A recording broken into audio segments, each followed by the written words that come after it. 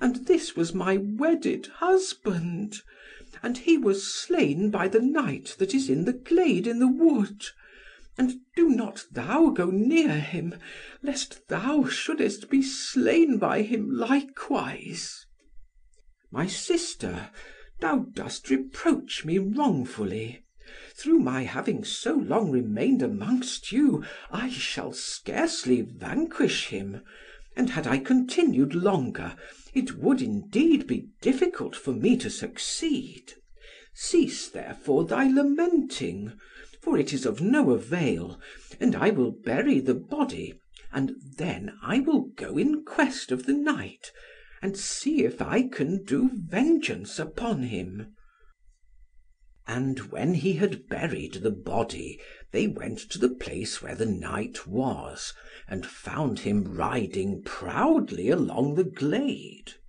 And he enquired of Peredur whence he came. "I come from Arthur's court." "And art thou one of Arthur's men?"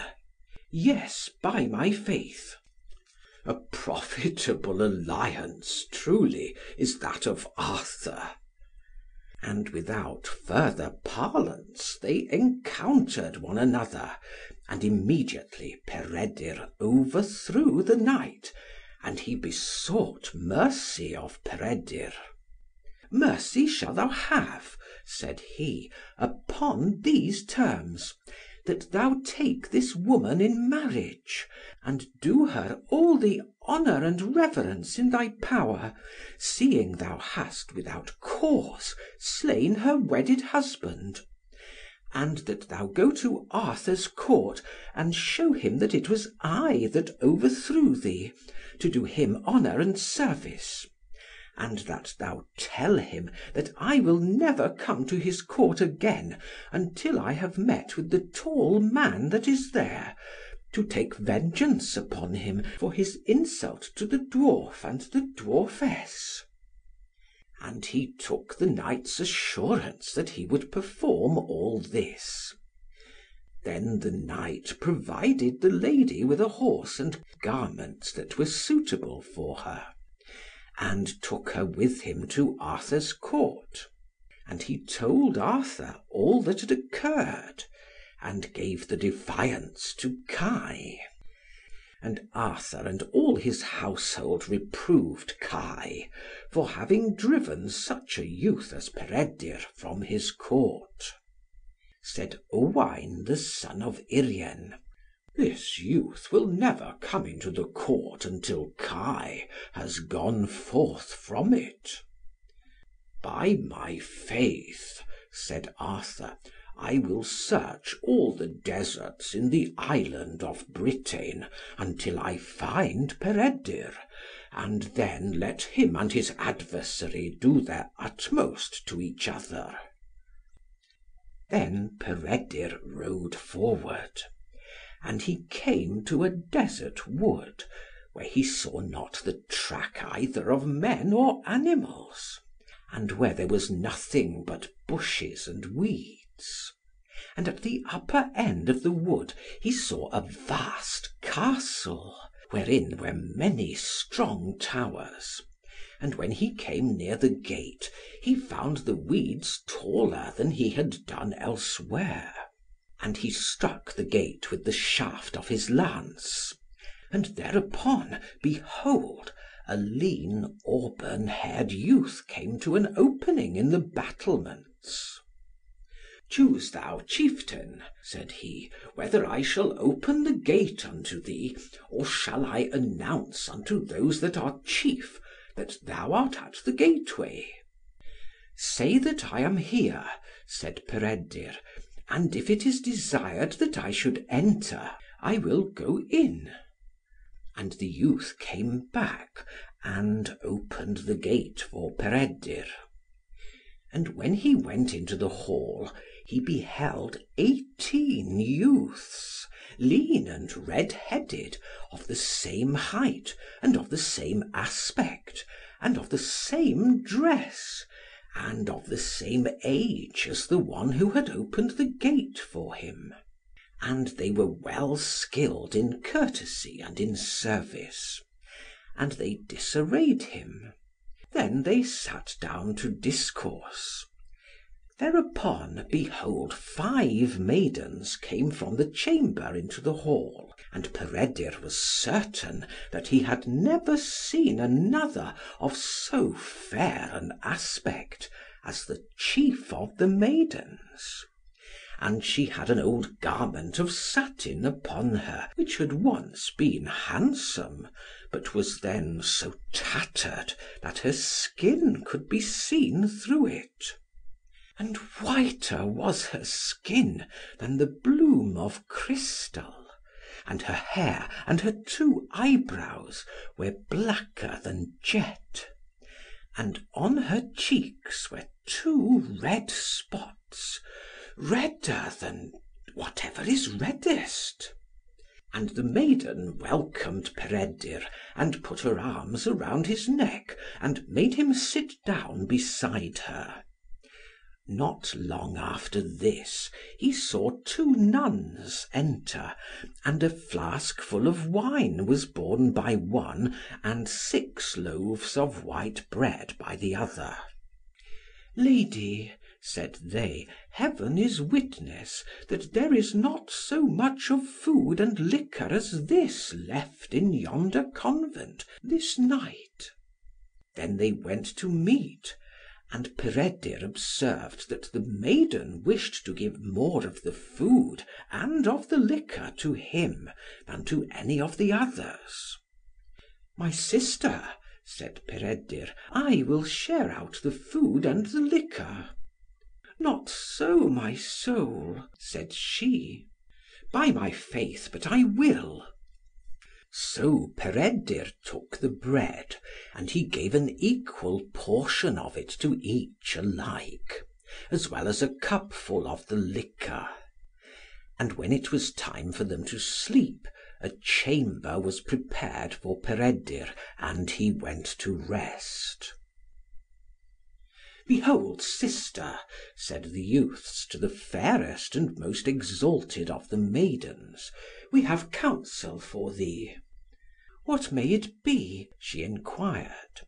"Go to the youth that is in the upper chamber, and offer to become his wife, or the lady of his love, if it seem well to him." "That were indeed unfitting," said she.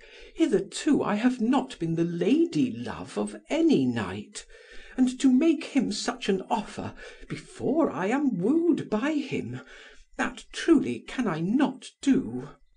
"By our confession to Heaven, unless thou actest thus, we will leave thee here to thy enemies, to do as they will with thee." And through fear of this the maiden went forth, and shedding tears, she proceeded to the chamber.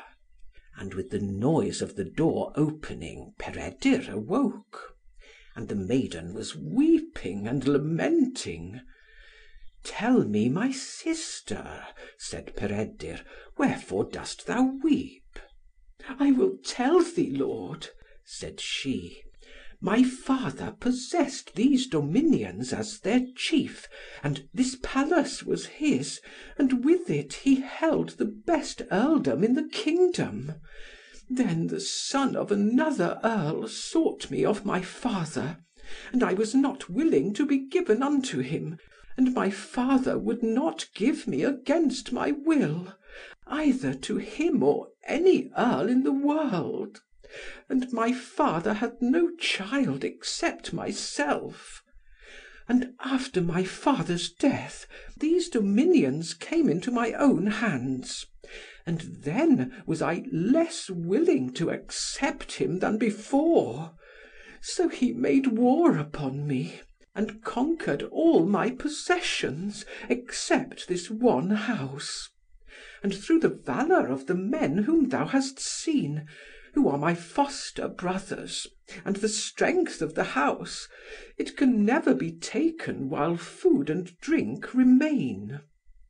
And now our provisions are exhausted.